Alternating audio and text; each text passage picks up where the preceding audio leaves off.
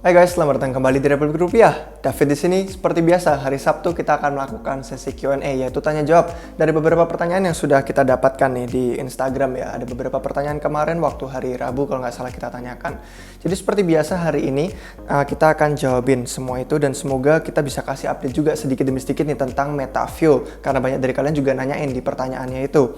Mungkin kita awali dulu ya dengan yang MetaFuel dulu sebelum kita masuk ke pertanyaannya masing-masing. Soalnya nanti pertanyaannya ada sekitar 8 dan mereka menarik semua bahasannya topiknya. Jadi kalian jangan sampai kelewatan sesi Q&A yang hari ini karena ini bener-bener semua pertanyaannya cukup bermanfaat buat edukasi kalian. Oke, untuk yang pertama kita langsung lihat dari update-nya MetaFuel terlebih dahulu ya. Jadi kalau kita lihat di sini, beberapa hal yang sedang kami fokus prioritaskan, itu sedikit lagi kita akan mulai meluncurkan website-nya. Kita akan sedikit lagi mulai meluncurkan situs web MetaFuel. Terus setelah itu, di dalam website-nya nanti akan ada roadmap, yang mana peta jalan ke arah ke depannya seperti apa masa depannya. Terus setelah roadmap, nanti akan dijelaskan lebih lanjut lagi tentang MetaFuel itu sendiri. Kemudian kita akan memberikan juga white paper. Yang mana ini semua perlu kan, penting buat kalian untuk bisa riset fundamentalnya terlebih dahulu sebelum kalian investasi atau beli atau bahkan mendapatkan airdropnya sebagai anggota eksklusif Republik Rupiah. Nah jadi mungkin kalau ada beberapa dari kalian yang sudah kelewatan Q&A sebelumnya, ada update tentang MetaFuel. Jadi tentang MetaFuel itu, untuk MetaFuelnya sendiri ya, nama tokennya yang bernama MetaFuel itu adalah token yang digunakan sebagai stablecoins itu sendiri.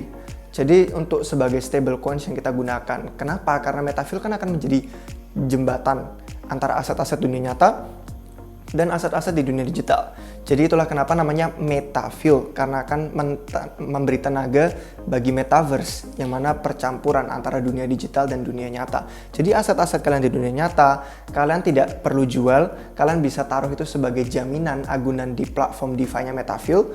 Terus nanti kalian bisa ambil pinjaman misalkan dalam bentuk stablecoins yang bernama MetaFuel itu. Jadi MetaFuel sendiri akan menjadi stablecoins, nilainya tidak akan naik turun gila-gilaan.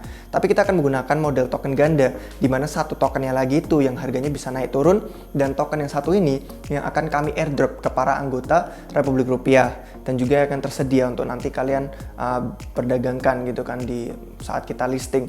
Nah, jadi yang akan terjadi di sini itu kita akan memiliki stablecoins dan kita akan memiliki token untuk governance, yaitu tata kelola, dan nanti yang token tata kelolanya juga bisa untuk staking gitu kan.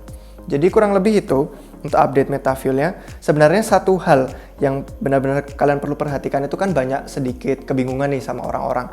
Kayak ini emang proyeknya kayak gimana, kok bisa menghubungkan antara dunia nyata atau gimana. Sebenarnya ada beberapa proyek, kalau kalian mau contoh ada proyek Centrifuge itu menghubungkan aset-aset dunia nyata di mana mereka bisa masukkan ke platform DeFi-nya Centrifuge itu sendiri. Terus ada juga namanya proyek tuh Paxos. Itu mereka punya salah satu patokannya emas dan perak juga di dalam proyek mereka. Jadi ada beberapa proyek yang sudah mengerjakan aset-aset dunia nyata yang bisa memberikan keuntungan untuk bersama dengan aset digital yang kita miliki. Nah, itulah yang MetaFuel ingin lakukan. Kita ingin mengaburkan batas antara yang digital sama yang fisik. Kita ingin jadikan satu, di mana kedua belah aset bisa saling menguntungkan untuk kita semua. Nah, jadi itulah yang memberikan sedikit kejelasan gitu ya dari orang-orang yang bingung MetaFuel itu tentang apa sih. Oke, selain itu seperti yang tadi saya bilang, untuk websitenya akan segera siap, terus nanti roadmap dan white papernya akan tersedia di dalam website itu sendiri. Kalau mungkin kalian khawatir gitu kan, wah nanti saya ketinggalan atau gimana, nggak perlu khawatir. Kalau kalian mau berada di paling depan dari antriannya, kalian pengen ngantri paling depan, kalian ikutin aja subscribe ke channel YouTube ini, karena setiap Sabtu, setiap kami melakukan Q&A, kami akan memberikan update sedikit demi sedikit. Terus juga kalian gabung ke akun media sosialnya MetaFuel. Terus selain itu juga kalau kalian menjadi anggota Republik Rupiah RR yang ada di Discord yang premium, kalian juga bakal dapat informasi lebih dahulu. Jadi kurang lebih itulah 3 cara yang bisa kalian lakukan untuk selalu berada di barisan terdepannya antriannya kita.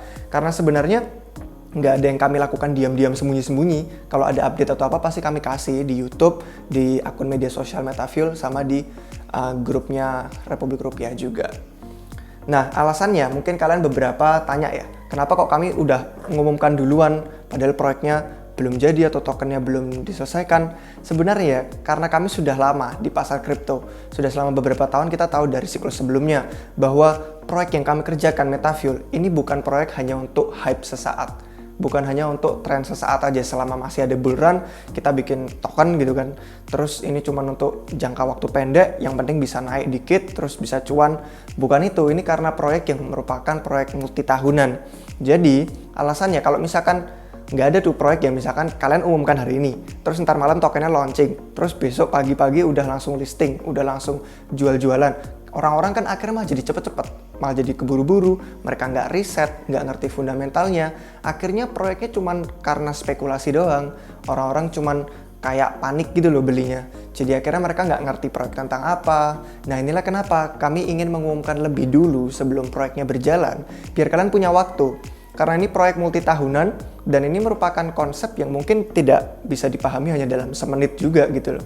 Jadi kami ingin perlahan satu demi satu gitu kan. Kita keluarkan satu demi satu, akhirnya kalian punya waktu lebih banyak untuk memahami MetaVuel itu apa. Kami keluarkan website, white paper, roadmap, terus setiap Q&A kayak gini kita bahas, tokennya ada 2 segala macam. Jadi kalian clear gitu kan, satu persatu kalian paham, proyeknya tentang apa kalian paham, terus akhirnya kalian bisa kontribusi awal.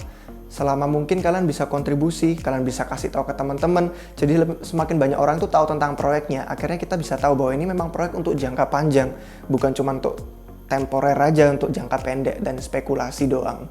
Jadi itulah kenapa alasannya. Kalau kalian ada beberapa yang bingung. Jadi jangan khawatir, kalian pasti udah tahu banyak informasinya kok sebelum nanti tokennya mulai live. Oh bentar, ada satu lagi sebenarnya tentang DAO-nya. Jadi meskipun Republik Rupiah nanti akan membangun MetaVuel ini dari awal ekosistemnya, semakin kita bertumbuh, token-token yang tadi saya bilang bisa untuk governance, untuk tata kelola, nah kalian yang megang token itulah yang nanti akan mengelola ekosistem MetaVuel. Jadi Republik Rupiah hanya membantu untuk membangun ekosistemnya, tapi nanti para pemegang token yang akan menentukan masa depannya kayak apa. Satu hal terakhir guys, sebelum kita masuk ke pertanyaan yang pertama, Q&A-nya, kita udah sesuaikan ya kayak minggu lalu kami berikan di video YouTube hari Jumat itu bahwa kami sedang menyesuaikan kantor. Jadi kami pindah ke kantor yang baru. Terus sekarang juga tim Republik Rupiah semakin bertumbuh. Jadi kami ada tambahan anggota-anggota baru yang akan membantu kita untuk bisa menghasilkan lebih banyak konten dalam hal kuantitas dan juga kualitasnya lebih baik untuk kontennya lagi ke depannya. Jadi nanti kalau minggu depan ini ya mulai hari Senin gitu kan, kalian udah dengerin video-video sinematik yang kami bikin terus suaranya voice over beda, yang mengisi suara bukan saya, jangan kaget karena memang ada anggota baru yang akan membantu kami. Jadi karena memang voice over atau mengisi suara itu menghabiskan banyak waktu, jadi kami butuh bantuan. Nah, jadi jangan kaget kalau nanti ada pengisi suara yang berbeda untuk video RR yang selanjutnya.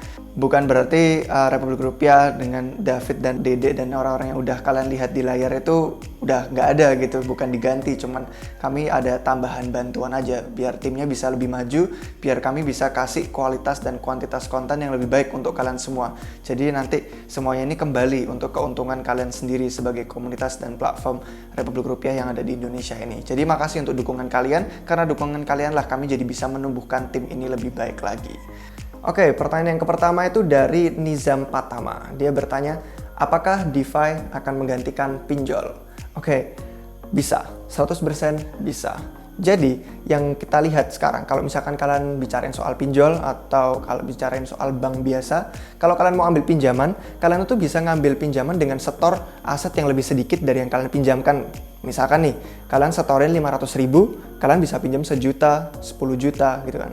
Kalian setorin 1 juta, kalian bisa ambil 10 juta, 15 juta. Tapi kalau di DeFi, itu kebalikannya. Jadi setoran kita lebih tinggi daripada yang kita pinjamkan. Kalau di DeFi, kita misalkan mau nyetorkan 1 juta, kita cuma bisa ambil pinjaman 500.000 misalkan. Nah, kalau di bahasa Inggris, kalau kalian sudah paham, ini namanya over collateralized. Jadi over collateralized ini artinya agunannya itu berlebih dari jumlah pinjaman. Nah, untuk saat ini itu karena untuk memastikan misalkan nggak ada yang bisa bayar bunga atau pinjamannya, itu bisa langsung dilikuidasi, asetnya langsung diambil gitu kan. Beda sama di bank, kalian setorannya itu lebih sedikit karena kalian memberikan informasi detail pribadi. Jadi kayak ada skor kredit, misalkan saya mau ambil pinjaman, terus bank ngecek informasi saya, David berapa penghasilannya, dia bisa dipercaya apa enggak, skor kreditnya berapa, kalau bagus bisa dipercaya. Nah, makanya bank bisa ngasih pinjaman lebih. Kita cuma setor 1 juta bisa ambil 10 juta. Karena ada detail itu, misalkan kita nggak bayar, mereka bisa ngejar kita. Mereka tahu informasi data kita, mereka tahu penghasilan kita, kerja di mana, dan sebagainya. Jadi itu ada hal-hal yang dilakukan di bank sama pinjol gitu kan. Tapi kalau di DeFi, itu kan karena desentral dan karena privat juga. Kalian bisa lakukan tanpa ngasih informasi KTP atau apa-apa. Jadi itulah kenapa perlu over collateralize, di mana agunan kalian lebih daripada yang kalian pinjamkan. Nah, bisa DeFi itu mengambil alih pinjol dan bank dan semua sistem keuangan yang tradisional kalau nanti DeFi bisa melakukan yang namanya under collateralize. Jadi agunannya itu lebih sedikit kayak bank atau kayak pinjol. Kalian bisa masuk ke DeFi, kalian misalkan taruh 1 ETH, kalian bisa pinjam 5 ETH. Nah, itu belum bisa sekarang. Tapi nanti kalau misalkan DeFi bisa melakukan itu, maka mereka bisa mengambil alih yang namanya pinjaman online atau bank tradisional. Jadi salah satu evolusi berikutnya dari DeFi itu, mereka harus bisa melakukan pengecekan informasi secara desentral dan privat, dimana kita kasih tahu kan skor kredit kita bagus, kita bisa dipercaya, tapi tanpa mereka yang mengendalikan semua data. Kita tetap punya datanya, mereka cuma bisa ngelihat doang bahwa kita bisa dipercaya. Nah, terus nanti kita bisa melakukan itu. Jadi ini evolusi DeFi yang berikutnya. Tentu saja bisa terjadi, bisa mengambil alih sistem keuangan yang tradisional. Cuman masalah waktu aja kita bisa mengembangkan itu. Kalau kita bisa, maka lebih baik DeFi juga gitu kan. Karena lebih privat dan kita tidak perlu percaya sama entitas terpusat. Oke, pertanyaan yang kedua itu pandangan admin tentang Taproot Bitcoin. Apakah dampak positif atau negatif? Ini pertanyaan dari Lutfi Ramadan. Oke, jadi kami sebenarnya belum melihat lebih terlalu dalam gitu ya ke soal Taproot ini. Tapi kalau kalian mau tahu antara Taproot gitu kan, ada salah satu juga yang namanya Lightning Network yang udah kami bahas di channel YouTube Republik Rupiah ini. Jadi Taproot sama Lightning Network itu adalah upgrade yang diinginkan oleh komunitas Bitcoin untuk memberi kasus kegunaan lebih banyak bagi Bitcoin daripada hanya sebagai aset penyimpan nilai. Kan sekarang Bitcoin lambat gitu kan, terus biaya transaksinya juga tidak begitu terjangkau. Nggak kayak kalau kita misalkan mau beli ke toko gitu kan, kita pakai yang namanya dompet-dompet seluler di HP, itu kan lebih cepat. Kayak berapa detik juga selesai, terus kayak biayanya juga murah, terjangkau gitu kan. Atau bahkan malah kadang nggak kena charge biaya apapun. Nah, itulah yang dilakukan oleh orang-orang yang ada di El Salvador. Sekarang mereka sudah menerapkan pembayaran Bitcoin, mereka menerapkan Lightning Network itu. Kalau kalian masih belum paham, kalian nonton aja episode Lightning Network yang ada di channel YouTube Republik Rupiah. Tapi intinya Lightning Network itu adalah layer 2, lapisan kedua yang ada di atas Bitcoin yang memudahkan transaksi antar orang. Jadi dari pihak berbeda, kalau mereka setuju menggunakan Lightning Network, ada channel pribadi, ada saluran pribadi nih. Nah, channel pribadi itu yang bikin lebih cepat karena mereka nggak melalui mainnetnya Bitcoin yang layer 1 yang biasa. Karena yang biasa itu kan lambat gitu kan. Nah, yang kalau di atas itu antar pihak. Misalkan A sama B setuju, mereka kirim Bitcoin, murah, cepet. Makanya orang-orang di El Salvador kalau misalkan mereka ke toko-toko, mereka beli kopi gitu kan, misalkan di Starbucks atau apa, terus mereka tinggal pakai BTC, itu terjadi dalam sedetik kan. Kalau nggak pakai Lightning Network, mereka pakai jaringan mainnet Bitcoin yang biasa, pasti mereka kayak bayar, terus nunggu 10 menit. Dikonfirmasi dulu Bitcoinnya. Oke, Bitcoinnya udah konfirmasi, nunggu 10 menit udah terbayar, mereka jadi kayak lambat kan, sedangkan ini sudah disetujui sebagai alat pembayaran sehari-hari. Nah, sama dengan Lightning Network itu, Taproot juga adalah lapisan kedua yang ada di atasnya mainnetnya Bitcoin. Untuk detailnya kami sebenarnya kurang teliti untuk Taproot itu sendiri, jadi tidak bisa memberikan banyak pandangan untuk hari ini. Tapi intinya, Taproot itu akan membawa kapabilitas smart contract. Jadi nanti ada bisa smart contract dibangun di atas jaringannya blockchain Bitcoin. Dimana ini menarik. Jadi intinya untuk Taproot, untuk Lightning Network, itu intinya komunitas Bitcoin cuma pengen Bitcoin tuh bisa lebih berguna, memberikan lebih banyak kasus kegunaan. Karena mereka ngeliat Ethereum banyak banget kasus kegunaannya. Bisa buat apa aja dibangun di ekosistem sana. Sementara Bitcoin saat ini masih belum ada. Jadi kurang lebih itu, mereka cuma ingin menambahkan kasus kegunaan untuk Bitcoin dan jaringannya. Kita lanjut ke pertanyaan yang ketiga ini dari Triato. Dia bertanya bagaimana menandai masa bull market itu berakhir sebelum bear market itu tiba. Oke, jadi sebenarnya ya kalau kalian ingin agak menganalisis gitu kan, mengetahui kapan itu berakhir, kalian harus keluarkan pikiran bahwa kalian bisa tahu puncaknya tuh di mana. Orang-orang mikir bahwa dengan berbagai macam analisis dan prediksi itu mereka bisa tahu 100% dengan kepastian, oh ini topnya, ini puncaknya. Mereka tinggal jual semua aset kripto, terus mereka turun, nanti tinggal beli pas rendah. Sebenarnya ya, kenyataannya itu nggak ada yang bisa tahu 100% kapan kita akan memasuki bull run yang kemudian berakhir gitu kan. Kayak oke guys, ini waktunya jual semua kripto kalian, kita bakal turun besok, terus nanti kita beli murah lagi yuk pas turun besok. Nggak ada yang bisa tahu 100%, nggak peduli analisisnya terbukti seberapa akurat di masa lalu juga gitu kan. Jadi yang terbaik itu kalau kita melihat dari beberapa pengalaman selama siklus bull market yang sebelumnya, itu adalah kita harus ambil profit, kita harus TP selama perjalanan naik ke atas. Jadi kita cuma nggak bisa tahu aja gitu kan. Yang perlu kita lakukan itu adalah dollar cost averaging, yang mana kita lakukan cicil demi sedikit selama kita itu naik ke atas. Jadi kita usahakan untuk tidak berusaha kayak saya tahan dulu nih, saya keep dulu semua kriptonya bener-bener sampai naik, bener-bener sampai paling tinggi. Terus nanti pas sudah di atas kita all out, langsung kita habisin, kuras habis semua porto kita. Terus kita turun ke paling bawah, terus kita cari yang paling bawah, paling dasar, paling murah. Terus kita all in, masukin, terus kita naik lagi. Nggak segampang itu gitu kan. Jadi sebenarnya kita perlu keluarkan dari mindset pikiran bahwa kita bisa tahu kapan itu terjadi. Karena bahkan misalkan kalian sudah TP dalam perjalanan ke atas gitu kan, terus kalian sudah ngambil sekian persen, nyampe level segini kalian ambil sekian persen, itu bisa aja nanti setelah kalian ambil cukup banyak masih terbang lagi, bisa. Atau misalkan kalian malah baru ngambil sedikit persenannya, dipikir mau naik, ternyata malah udah koreksi, udah turun, itu juga bisa. Nah kita nggak ada yang bisa tahu gitu kan kapan naik turunnya. Jadi itulah kenapa kita perlu siap dengan yang namanya exit strategy atau strategi untuk keluar. Ini sebenarnya episode yang udah kami bikin khusus di channel YouTube Republik Rupiah. Jadi pertanyaan kayak kapan TP, kapan kita harus out dari pasar, itu sudah kami jawab sebenarnya. Jadi kalau kalian mau nonton, langsung nonton itu aja untuk lebih detailnya. Tapi intinya itu kita jangan serakah, kita harus merasa puas dengan cuan dan dengan laba yang kita dapatkan gitu kan. Kalau kita biasanya serakah atau kita merasa bahwa kita bisa nemuin top puncaknya, terus kita bisa nemuin top bottomnya, ya itulah yang malah jadi kesalahan biasanya. Kita jadi melakukan kesalahan dan akhirnya jadi emosional karena salah. Karena jual terlalu awal terus ketinggalan terbangnya, akhirnya emosional. Karena belum jual terus turun, akhirnya emosional. Jadi kita perlu siap untuk dua kondisi. Kita siap untuk kondisinya ketika naik dan ketika turun. Yang mana kita lakukan sekian persen naik gitu kan. Terus kita jangan langsung all out gitu kan, karena berusaha mencari itu, nyari bagian puncaknya, nyari bagian topnya itu sama aja kayak kita nyari bagian bottomnya juga kok. Kalau pas koreksi kan kita pasti pengen harga paling murah lah, harga semurah mungkin tuh kita bisa beli sebelum naik. Ya itu juga sama aja susahnya, kita nggak bisa tahu kapan, karena naiknya bisa kapan aja, bisa tiba-tiba mantul, orang-orang nggak ngira bakal mantul, tiba-tiba mantul terus udah naik lagi. Jadi kurang lebih itu yang perlu kita pertimbangkan. Nah pertanyaan selanjutnya ini sebenarnya agak nyambung nih, pertanyaan yang keempat. Ini pertanyaan dari Hodiao Games. Jadi dia bertanya, apakah bakal ada crypto winter lagi setelah banyak institusi yang masuk pasar kripto? Nah, jadi untuk yang ini sebenarnya ya, opini tiap orang tuh berbeda-beda. Jadi tergantung kalian tanyain siapa, pasti jawabannya berbeda.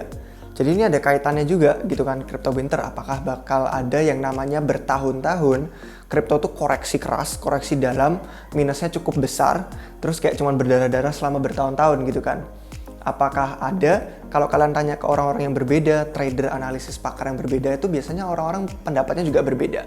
Ada yang trader, analisis, pakar, mereka berpendapat karena semakin banyak institusi yang sudah memasukkan uang mereka, banyak sekali smart money atau uang-uang yang cerdas, terus banyak juga adopsi orang-orang yang baru, mereka bisa menggunakan games, mungkin masuk ke kripto dari NFT, mungkin masuk ke kripto karena metaverse, atau mungkin karena DeFi itu sendiri. Terus banyak orang-orang baru pada masuk kripto, duit-duit pada mengalir ke pasar kripto. Nah, menurut beberapa analisis dan pakar ini, mereka mengira bahwa kripto winter tuh nggak akan terjadi, karena sudah banyak sekali uang, banyak sekali institusi, banyak sekali adopsi yang terjadi. Mereka berpikir bahwa sekarang pasar kripto tuh udah kuat banget. Kekuatannya udah lebih kuat daripada siklus-siklus yang sebelumnya. Siklus sebelumnya tuh DeFi belum ada, NFT belum ada, game belum ada, metaverse belum ada gitu kan. Jadi kita bisa lihat bahwa sekarang kekuatan institusi dan adopsinya tuh lebih kuat. Nah kalau kalian tanya para analis dan pakar yang melihat dari perspektif ini, mereka berpikir bahwa kita nggak bakal mengalami crypto winter lagi. Nggak ada lagi tuh yang namanya koreksi dalam selama bertahun-tahun. Mungkin mereka berpikir malah cuman ada beberapa bulan doang. Jadi pasar kripto turun berdarah-darah cuma untuk beberapa bulan, tapi terus naik lagi karena kekuatannya itu sudah lebih bagus untuk siklus ini. Jadi ada orang yang berpendapat siklus ini berbeda dari siklus-siklus yang sebelumnya. Tapi kalau kalian tanya ke orang yang lain, mereka pendapatnya juga berbeda. Ada yang bilang nanti ada lagi crypto winter sama kayak siklus-siklus sebelumnya. Selama bertahun-tahun, misalkan 2 tahun atau berapa, kita bakal mengalami tuh kripto yang koreksi cukup dalam. Jadi tergantung kalian tanya ke orang yang mana itu pendapatnya berbeda-beda, apakah akan ada crypto winter atau enggak. Dan kami juga nggak bisa memberitahu secara 100% pasti, karena memang tidak ada orang yang bisa tahu gitu ke masa depannya akan seperti apa. Tapi kalau kalian mau indikasinya itu kalau misalkan pasar kita saat ini siklusnya, kita mengalami kenaikan yang lebih perlahan-lahan, kayak kita naiknya itu lambat, nggak kayak spekulatif, nggak kayak penuh sensasi terus tiba-tiba langsung loncat vertikal, itu kemungkinan kita memang nggak bakal mengalami crypto winter yang lama. Tapi kalau misalkan kita mengalami siklus sensasi yang kayak siklus sebelumnya, misalkan vertikal banget, bener-bener meledak kayak kembang api gitu kan, kayak harganya bener-bener naik dalam jangka waktu pendek itu tinggi sedemikian rupa. Nah mungkin kalau kayak gitu bisa aja ada koreksi yang cukup dalam. Tapi kalau kita lihat kenaikannya cukup pelan-pelan, perlahan demi perlahan, itu artinya kekuatannya lagi dibangun. Jadi pasarnya semakin kuat, jadi nanti kalau ada koreksi itu mungkin tidak akan berlangsung lama kayak bertahun-tahun. Tapi kalau kita lihat nanti pasarnya ternyata meledak lagi kayak kembang api di pasar-pasar siklus sebelumnya, kayak pas 2017-2018 itu pas akhir mania pasarnya, Bitcoin, Ethereum, dan altcoins itu benar-benar naik berapa kali lipat dalam jangka waktu sehari seminggu gitu kan, kayak bener-bener cepet banget vertikal. Nah kalau kayak gitu mungkin bisa. Jadi kita cuma menganalisis pasarnya aja, lihat ke depannya kayak gimana. Kita nggak bisa tahu akan ada beneran crypto winter atau enggak. Opini tiap orang berbeda-beda. Dan itulah yang kami lakukan di Republik Rupiah. Kalau misalkan kalian subscribe ke channel YouTube Republik Rupiah, terus kalian follow semua akun media sosial, terus terutama nih kalau kalian gabung jadi anggota premiumnya Republik Rupiah, itu tiap hari kami bahas di sana komentar pasar dari berbagai analisis dan pakar di dunia kripto. Jadi kami gabungkan semua, campurkan sumber-sumbernya. Jadi anggota-anggota itu bisa kasih testimoni juga kalau mereka mendapatkan semua informasi yang berbeda. Karena sekali lagi, kami tidak memberikan saran atau nasihat jual atau beli, atau kapan harus entry, kapan harus keluar, terus kayak koin dan kripto yang dibeli itu apa. Semua investasi itu di tangan kalian. Republik Rupiah bermaksud untuk menjadi pusat komunitas riset yang terbaik, mengumpulkan informasi, data, fakta, analisis, terus kalian yang mencerna itu sendiri untuk kalian memutuskan apakah mau beli, kapan mau keluar. Jadi kalian gabung aja kalau mau untuk bisa melihat perspektif yang berbeda-beda dari komunitas kripto. Oke, menurut saya cukup itu yang bisa kita bahas untuk pertanyaan keempat. Kalau pertanyaan kelima itu dari Nang17. Ini bertanya, apakah kedepannya akan banyak adopsi di NFT dan game, apalagi sejak adanya Metaverse? 100% bisa ada adopsi lebih besar. Jadi yang menarik itu, kayak yang tadi saya sebutkan di awal ya, siklus-siklus pasar sebelumnya itu nggak ada DeFi, nggak ada game, nggak ada NFT, nggak ada Metaverse. Jadi kalau kita mau merujuk dari data historis ke performa pasar kripto berdasarkan aplikasi ini, kita nggak punya data historisnya. Kita nggak tahu nanti akan ke masa depannya seperti apa. Beda sama Bitcoin dan Ethereum yang memang udah bertahun-tahun gitu kan, atau sama beberapa koin lain kayak XRP, Litecoin. Itu kan udah beberapa tahun sejak siklus sebelumnya. Mereka emang udah ada. Jadi kita bisa lihat data historisnya, performanya kayak apa pas bull market, performanya kayak apa pas bear market. Nah, sedangkan sekarang kalian lihat-lihat DeFi kayak Uniswap, Synthetix, dan yang lain-lain itu baru muncul tahun lalu, 2020. Ya, ada beberapa yang udah muncul sejak 2018-19, tapi kayak benar-benar adopsinya orang-orang pakai itu benar-benar baru tahun lalu. Pas musim panas DeFi itu benar-benar paling banyak yang pakai lah, paling banyak yang membicarakan. Jadi pas 2017, pas siklus bull market yang sebelumnya, itu belum ada. Nah, kita jadi nggak bisa ngelihat kan data historisnya kayak apa. Yang menarik itu, kalau misalkan kita ngomongin game, gamers itu nggak peduli bull market atau bear market. Mau harganya lagi naik atau turun, kalau gamenya seru ya.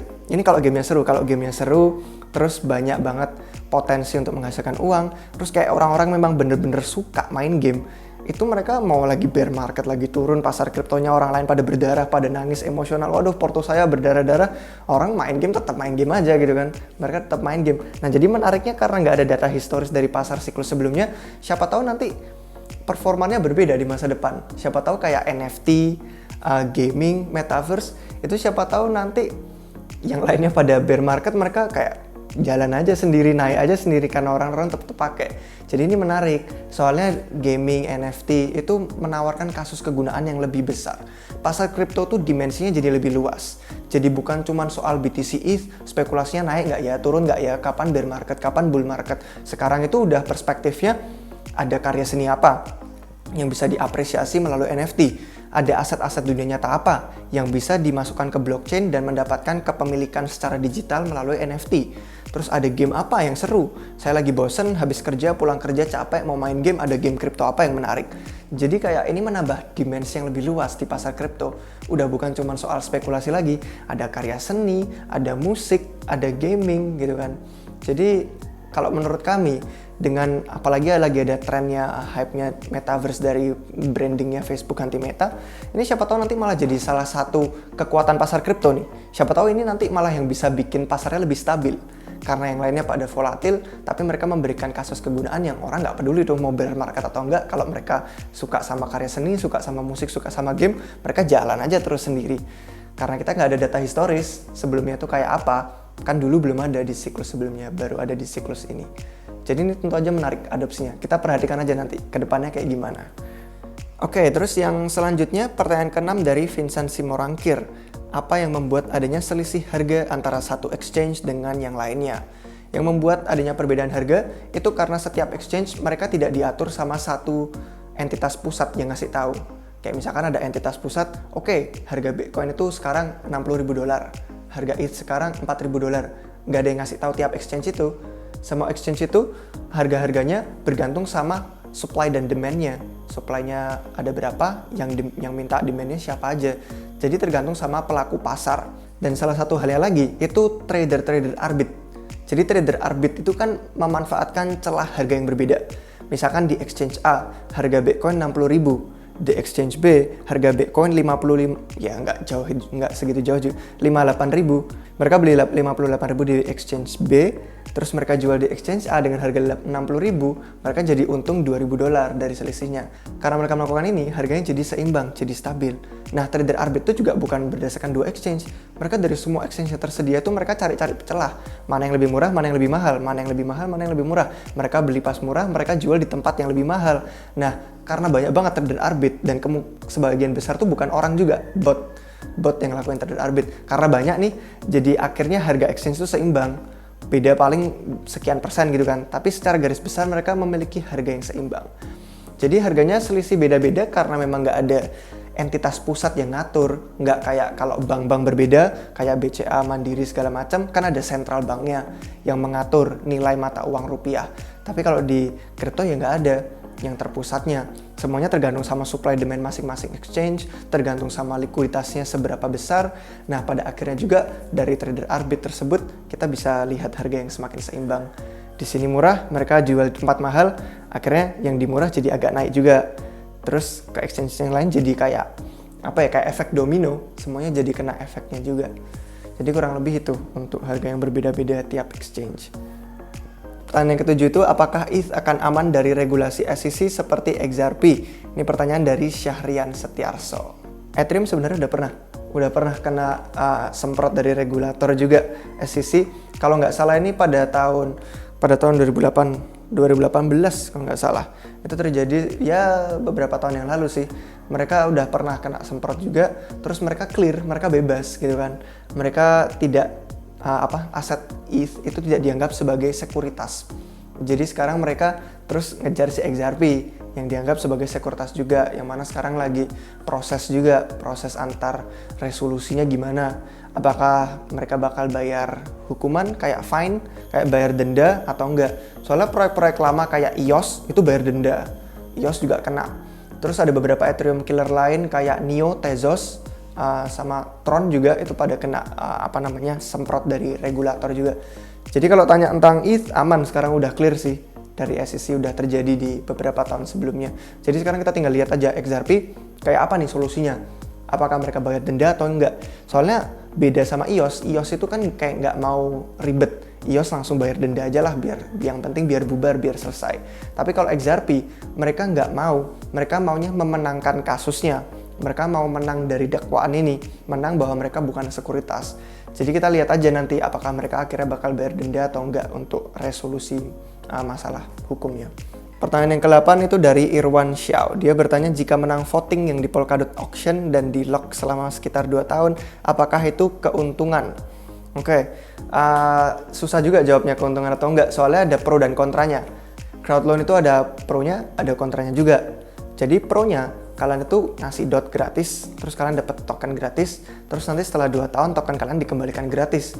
Jadi kayak kalian nge-keep dua-dua tokennya, dot yang kalian kontribusikan itu tetap kalian miliki, terus token Parchange yang menang auction kalian miliki juga.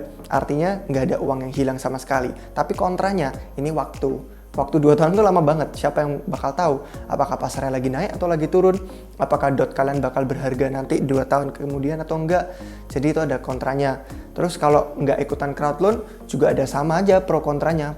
Mungkin pronya kalian bisa lebih menganalisis pasar karena nggak dikunci 2 tahun, kalian fleksibel lah, bisa tahu kapan belinya, kapan mau serok. Tapi kontranya kalian ya harus ngeluarin uang lebih banyak. Siapa tahu mungkin dengan crowd loan kalau pas pasarnya naik, orang-orang nggak bayar uang gitu kan, 100% dot dikembalikan, terus cuan investasinya itu berpuluh-puluh kali lipat. Nah itu kan mereka lebih untung. Jadi kontranya di situ. Jadi sebenarnya untuk ikut crowd loan atau enggak, masalah keuntungan dan manfaatnya itu tergantung preferensi masing-masing sih. Kita nggak bisa kasih tahu langsung kayak, oke, crowd loan tuh bagus, kalau kalian nggak ikut crowd loan tuh nggak bagus.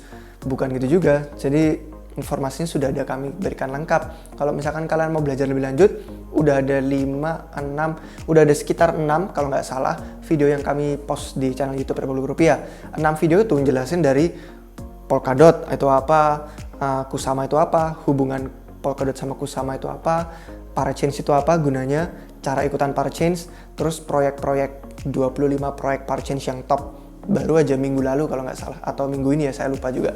Pokoknya udah ada banyak informasi, udah tersebar luas di channel YouTube Rp10.000. Kalian tontonin satu-satu, kalian pahamin aja, nanti pasti langsung ngeklik, langsung mudeng. Oh, crowd loan kayak gini, pronya gini, kontranya gini. Jadi kalian nanti bisa buat keputusan investasi yang lebih jelas lagi untuk kedepannya. Jadi kurang lebih itu sih. Untuk pertanyaannya kayaknya kita udah di penghujung, ya udah 8 pertanyaan terakhir. Terima kasih banyak untuk kalian semua yang udah tanya. Ini sebenarnya masih banyak juga pertanyaan di Discord, sama di Instagram, sama di akun media sosial yang lainnya. Sebenarnya banyak juga yang menarik, tapi semoga yang kami jawab hari ini dapat membantu kalian, memberikan edukasi, memberikan manfaat, terutama saat kita masih berada kondisi pasar yang seperti ini. Biar kalian siap untuk kedepannya apapun yang terjadi, kalian sudah punya informasi. Dan semoga dengan ini kalian bisa tahu investasi yang berikutnya itu langkah selanjutnya apa yang perlu disiapkan. Untuk link semua akun media sosial Metafuel yang tadi kami sebutkan di awal itu ada di deskripsi. Terus media sosial Republik Rupiah juga semuanya ada di deskripsi. Sama semua cara bergabung untuk menjadi anggota premium Republik Rupiah juga ada di deskripsi. Pokoknya kalian langsung masuk Discord aja nanti. Masuk Discord ke bagian jadi anggota RR, nanti ada instruksinya di sana di pin message bagian atasnya. Jadi kalau sudah jelas, nanti akan dibantu sama admin kami yang ada di sana untuk bisa kita masuk ke komunitas dan ngobrol lanjut bareng-bareng.